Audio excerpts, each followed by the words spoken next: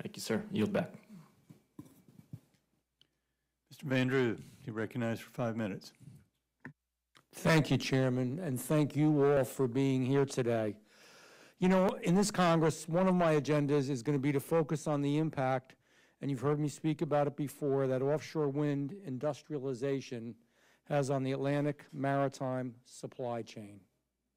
Safe access to the East Coast is essential to many maritime users, including the maritime shipping industry, and all of you are represented on this panel today.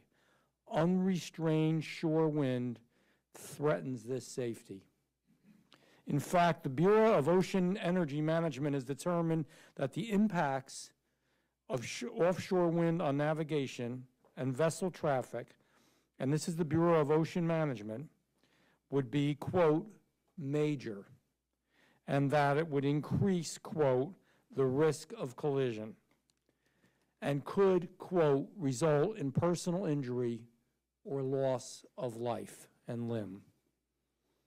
The reasons for this are obvious. First, offshore wind leases obstruct maritime traffic lanes and force vessels into tight bottlenecks.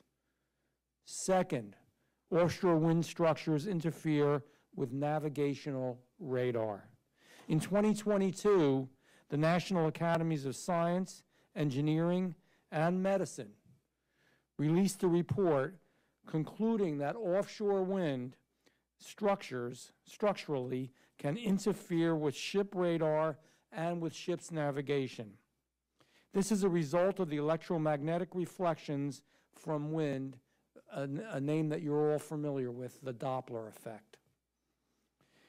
And it's caused by the spinning of the blades. And let's understand, just off my East Coast, what kind of presence we're speaking about.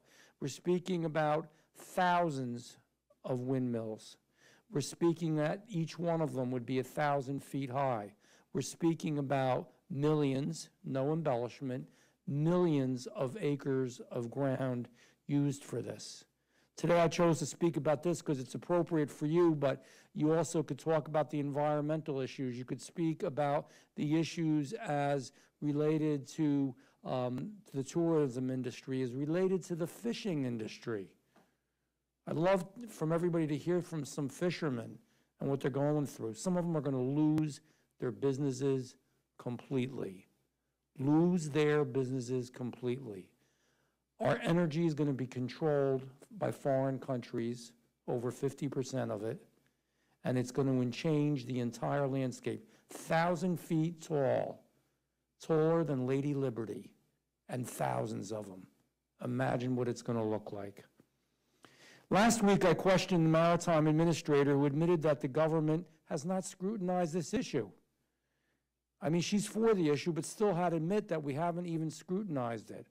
I'm hoping that with some of the work that I'm doing and others are doing now that we will.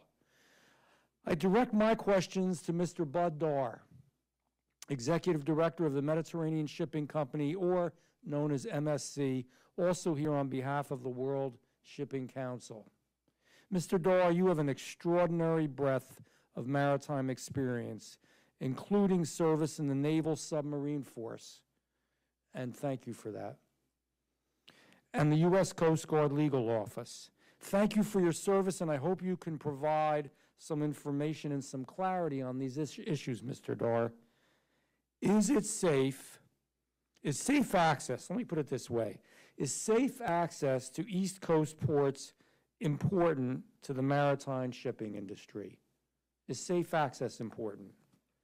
Yes, sir, and thank you for your compliment. I will say it was my absolute honor to serve. I know it is an honor, and we're honored that you did. Can physical bottlenecks impact the safety of maritime operations? Yes, sir. Do large maritime shipping vessels rely on radar for safe navigation? Yes, sir. It's a very important component of navigation. Have you heard of the Doppler effect before? Yes, sir. These things considered, do you agree with BOEM's assessment that these offshore wind projects, and this is BOEM who's even supporting this, would have a major and potentially dangerous impact on maritime shipping on the East Coast?